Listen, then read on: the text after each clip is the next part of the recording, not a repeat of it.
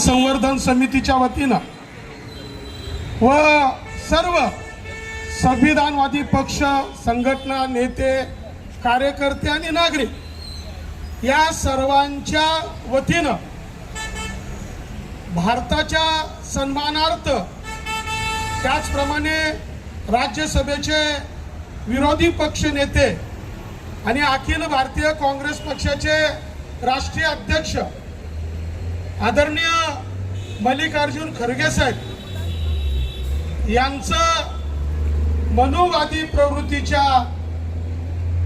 वृत्तीने जो अपमान केलेला आहे, गोमूत्र शिंपडून, होम हवन करून, खरं पाहिलं तर आपण सर्वजण या भारतामध्ये गुण्या गोविंदाने राहतो.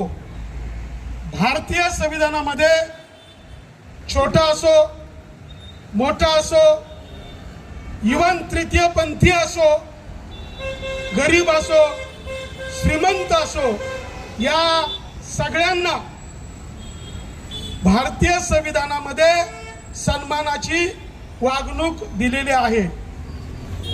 या ठिकाणी खरोखर या देशामधील जे मनुवादी प्रवृत्ती आहे याच्या विरुद्ध ती क्रांतिकारक लढाई बाबासाहेब आंबेडकरांनी केली. परंतु आपण पाहिलं की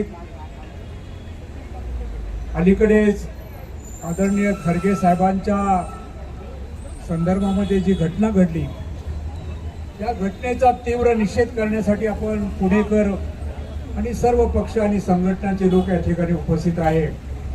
मी देखील या ठिकाणी मुद्दाम हा प्रश्न अतिशय गंभीर आहे असं मला स्वतःला वाटतं आणि म्हणून अतिशय सुरुवातीलाच अतिशय तीव्र निषेध या मनुवादी प्रवृत्तींचा करतो. खरगे साहेब हे देशामध्ये एक ज्येष्ठ नेते आहेत.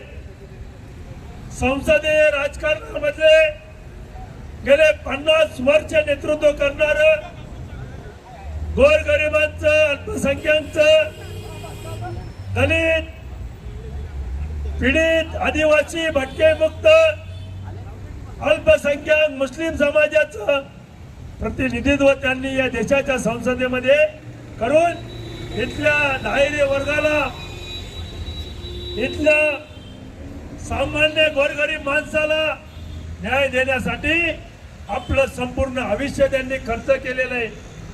ते देशामधलं एक व्यक्तिमत्व, एक जबाबदार व्यक्तिमत्व, आणि ते उत्तराखंड मधल्या एका राज्याच्या हल्दानी या शहरामध्ये काही कार्यक्रमानिमित्त गेले असता त्या ठिकाणच्या जातीवादी, मनुवादी, RSS ला अपेक्षित असणाऱ्या लोकांनी अतिशय घाणेरडे प्रकार केलेला आहे.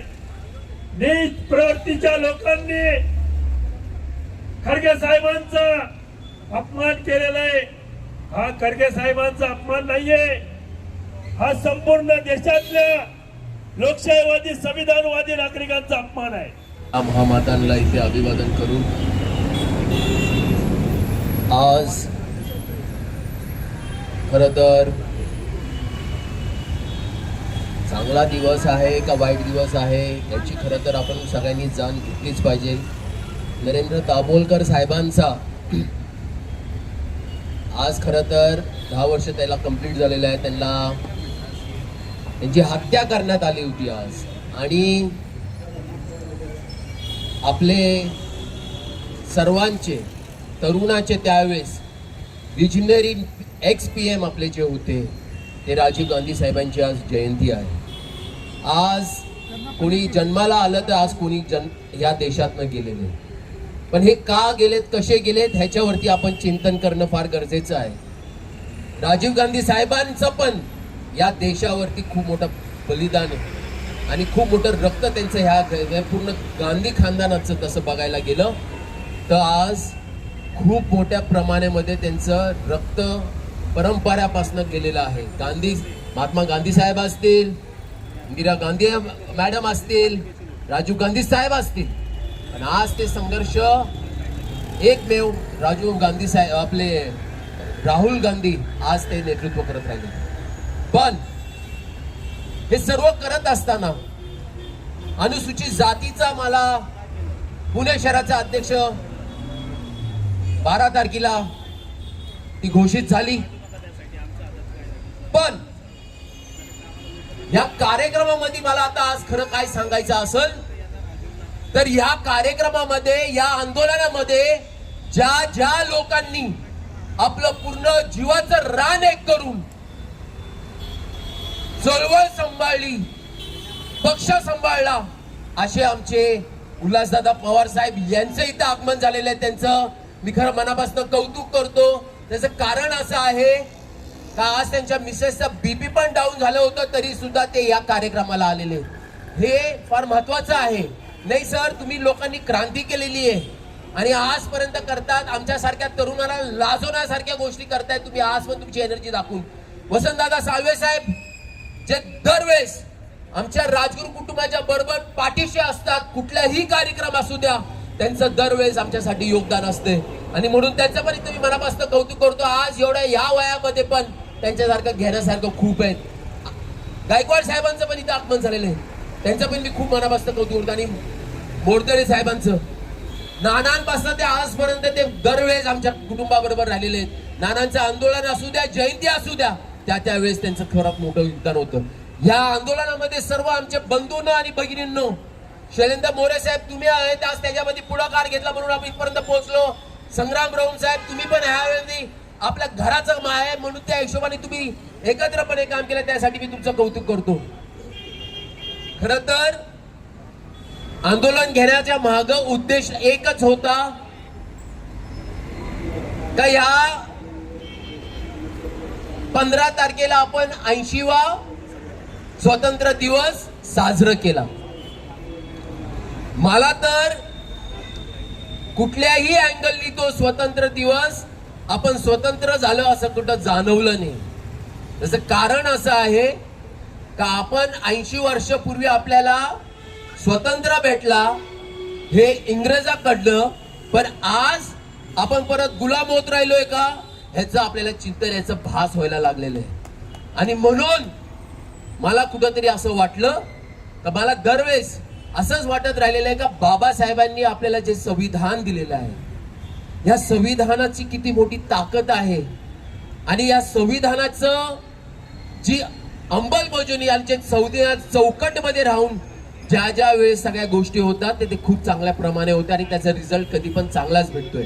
पण कुठलीही गोष्ट ज्या वेळेस असंविधानिक होती, संविधानाच्या चौकटीतलं बाहेर जातं, तर त्या वेळेस लोकांना रस्त्यावर उतरावं लागतं असं मला कुठेतरी वाटतं. आणि म्हणून ज्या वेळेस 8 तारखेला खरगे साहेबांचा हे राष्ट्रीय नेते, विरोधी पक्ष नेते काँग्रेस पक्षाचे असताना ज्या वेळेस त्यांना स्वतःला ही भास झाली का मला अस्पृश्यतेचा मला कुठेतरी जाण होऊ लागलं, त्यावेळेस ही खूप मोठी धक्कादायक होतं. माझा सर्वांना सांगणं आहे, ही जी सभा होती ते ज्यावेळेस रॅली अशी काढण्यात आलेली होती का त्या रॅलीमध्ये निवडून आल्यासाठी त्याच्यामध्ये ती रॅली होत असताना हल्द्वानी उत्तराखंडमध्ये ही रॅली होत असताना अचानक 2 दिवसानंतरनं तिथं गाईचं गोमूत्र आणि हवन जाळून शुद्धीकरण करण्याची, खरं तर त्या जागेतला पवित्र करण्याचं त्यांनी काम केलेलं आहे. मला तर असं वाटतंय का त्यांनी परत अपवित्र केलेले आहे माझ्या दृष्टिकोनातून. आणि म्हणून आपण आज 80 वर्षात स्वतंत्र झाल्यानंतर तरी सुद्धा आपण गुलामीसारखं का वागत राहिलो नाही. मला एका गोष्टीचं खूप वाईट वाटतंय का हे जे सरकार आहे त्यांनी कशामध्ये जास्त बढावा दिलेला आहे, त्यांनी डेव्हलपमेंट मध्ये बढावा दिलाय का ही विचारपूस. आज आपले यंगस्टर्स हे देश सोडून चाललेले आहेत का बरं माहिती, कारण की इथे जातीवादी आता खूप वाढत राहिलेला आहे. आणि ज्या राजीव गांधींनी 21व्या शतकातलं विज्ञानाचं स्वप्न आणि भारताचं स्वप्न रंगवलं होतं आणि त्यांनी सद्भावनेसाठी, देशाच्या ऐक्यासाठी, संविधानाच्या रक्षणासाठी आपलं बलिदान दिलं त्या राजीव गांधींची आज जयंती आहे. त्या दोघांना मी विनम्र अभिवादन करतो. आणि आज परमपूज्य डॉक्टर बाबासाहेब आंबेडकरांच्या या ऐतिहासिक पुतळ्याच्या सानिध्यात त्यांच्या पायाजवळ, त्यांच्या चरणाजवळ आपण एका अत्यंत महत्त्वपूर्ण गोष्टीचा दुर्दैवाने जी उत्तराखंडमध्ये घडली त्याचा निषेध करण्याकरता आपण या ठिकाणी एकत्र आलेलो आहोत. समोर मला बॅनर वगैरे दिसतंय आणि अखिल भारतीय काँग्रेस कमिटीचे अध्यक्ष आणि राज्यसभेतील विरोधी पक्ष नेते आदरणीय मल्लिकार्जुन खरगेजी आज वयाच्या 83-84 वर्षी पण राज्यसभेत ज्या तडफेनं संविधानाच्या रक्षणासाठी आणि संसदीय लोकशाहीच्या मांगल्यासाठी आक्रमक होऊन ज्या तऱ्हेने बोलत आहेत त्यांच्याकडे बघितलं की मला तरुण मुलांना देखील तितकी स्फूर्ती येईल असं आणि प्रदीर्घ अनुभव आहे. सुदैवानं कैलासवासी विलासराव देशमुख त्या राज्याचे प्रभारी असताना मी अनेक वेळा कर्नाटकात गेलो. एस.एम. कृष्णा आणि त्यांच्या दोघांची नावं जेव्हा मुख्यमंत्री पदाकरता आली तेव्हा मल्लिकार्जुन खरगेंना गृहमंत्री आणि उपमुख्यमंत्री केलं आणि एस.एम. कृष्णांना मुख्यमंत्री केलं. आज बघा योगा कसा आहे की त्यांचे चिरंजीव आज कर्नाटकचे गृहमंत्री आहेत. आणि एक ऐतिहासिक त्यांनी काम केलं की कुणी आतापर्यंत विचारलं नाही. त्या मोहन भागवतांना विचारलं तुमचं रजिस्ट्रेशन कुठे आहे, तुमचा हिशोब कुठे आहे, ही संस्था आहे कुठे अस्तित्वात, आली कशी, त्याचं काय पार्श्वभूमी आहे, की काय घटना आहे, याला काय मान्यता आहे, हे विचारण्याचं धैर्य आणि ऑफिशियली कागदपत्राच्या माध्यमातून मागणी करणारा हा देशातला पहिला गृहमंत्री कर्नाटकचा तो मल्लिकार्जुन खरगेंचा चिरंजीव आहे. की या देशामध्ये या जगामध्ये जे जे काही घडतंय त्याच्यावर प्रामुख्यानं लक्ष ठेवून आपण वागलं पाहिजे. हे जे बीजेपी सरकार या देशामध्ये आलेलं आहे ते आल्यापासून त्यांचा अजेंडा आहे 2026 मध्ये त्यांना या देशाची घटनाच बदलायची होती. म्हणून त्यांनी त्यांचे काही बगलबच्चे आमदार खासदार असे सोडले होते की ते उघडपणे या ठिकाणी म्हणायचे की अबकी बार 400 पार. परंतु जेव्हा ही गोष्ट सर्व दीनदलित संविधानावर प्रेम करणाऱ्या मतदारांच्या लक्षात आली तेव्हा त्यांनी त्याच्या विरोधात मतदान करून अल्पमतात त्या सरकारला या ठिकाणी यावं लागलं. आणि मग नितीश कुमार आणि चंद्रबाबू नायडू यांचं सहकार्य घेऊन या ठिकाणी त्यांना सरकार उभं करावं लागलं. त्यांच्या लक्षात आलं की संविधानाला हात घालणं एवढं सोपं नाहीये, संविधानाला हात घालणं एवढं सोपं नाहीये. आणि म्हणून ही लोक किती जागृत आहेत, यांचा आपल्याला किती विरोध होतोय हे बघण्यासाठी ते या ठिकाणी वारंवार अशा पद्धतीच्या घटना या ठिकाणी घडवत असतात. आता खरं पाहिलं तर देशाचे विरोधी पक्ष नेते आणि काँग्रेसचे अध्यक्ष यांच्या संदर्भात जी घटना घडली त्या रामलीला मैदानावर त्याचा निषेध करण्यासाठी आपण या ठिकाणी जमलोय. आता माझ्या आधी उल्हासदादा पवारांनी अत्यंत सविस्तर सगळे भूतकाळ काळातले संदर्भ देत हे आंदोलन कसं आणि किती महत्वाचं आहे हे आपल्याला सांगितलेलं आहे. मी या ठिकाणी एक 2-3 गोष्टीचा मुद्दाम उल्लेख करतो की आता काय परिस्थिती आहे. असं आहे की मी आत्ता पुणे कमिशनर ऑफिसला एक निवेदन द्यायला गेलो होतो. त्या ठिकाणी मोठ्या प्रमाणात ख्रिश्चन समाज जमा झाला होता त्यांचे काय प्रश्न घेऊन. साधारणतः तुम्हाला मला आणि आपल्या सगळ्यांना कल्पना आहे की ख्रिश्चन समाज हे असं काय आंदोलन निवेदन याच्यात फारसा काय सहभागी नसतो. पण त्यांना सुद्धा या देशामध्ये मनुस्मृतीला मानणाऱ्या विचाराचं सरकार देशात आणि महाराष्ट्रात असल्यामुळं याचा प्रत्येक संविधानवादी भारतीय राष्ट्रग्रंथाला मान्यता देणाऱ्या आणि त्या ग्रंथाप्रमाणे जगणाऱ्याला त्रास होतोय हे आपण धरणं आंदोलन कुणालजींनी सुरुवात केलेली आहे आणि या कार्यक्रमाला सर्व मान्यवर माडगूळकर साहेब, पवार साहेब सर्व या ठिकाणी आलेले आहेत. काल नाणीने आणि कुणालने फोन केला, विषय चांगला आहे आणि म्हणूनच मी या धम्मपीठावर आलो आहे. हे पूर्णतः धार्मिक कार्यकर्ता. नानांसोबत आम्ही कुठेही दुसरीकडे जरी होतो RPI, पण मात्र नानांसोबत एक दिलाने आम्ही एकत्र काम केलेलं आहे. नाणींसोबत सुद्धा त्या प्रमाणात एक दिलाने काम केलेलं आहे. विषय अत्यंत महत्त्वपूर्ण आहे. डॉक्टर बाबासाहेब आंबेडकरांनी जी मनुस्मृती जाळली 25 डिसेंबर 1927 साली, ते पूर्ण अवलोकन करावं, सर्व समाजाने अवलोकन करावं की बाबासाहेबांनी ती मनुस्मृती का जाळली. त्याचं जर अवलोकन केलं तर मात्र या देशातील ब्राह्मण सोडून OBC, मराठा सर्व समाजाला कळेल की बाबासाहेबांनी मनुस्मृती योग्य जाळली. त्याचं निरीक्षण करा, वाचा. दुसरा भाग आहे डॉक्टर बाबासाहेब आंबेडकरांच्या समाजावर जो अन्याय अत्याचार झालेला आहे आणि म्हणून डॉक्टर बाबासाहेब आंबेडकरांनी या देशाला भारतीय संविधान दिलं.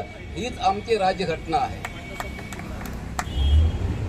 मी सर्वांना इथे सांगू इच्छितो का आम्ही इथं आता गेल्यानंतर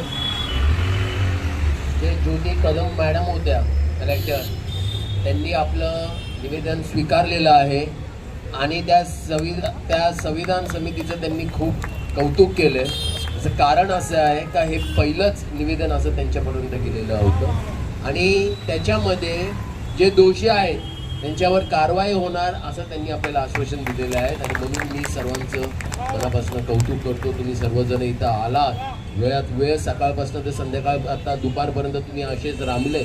खरं तर आपल्याला खूप लढायचं आहे, खूप झडायचं आहे.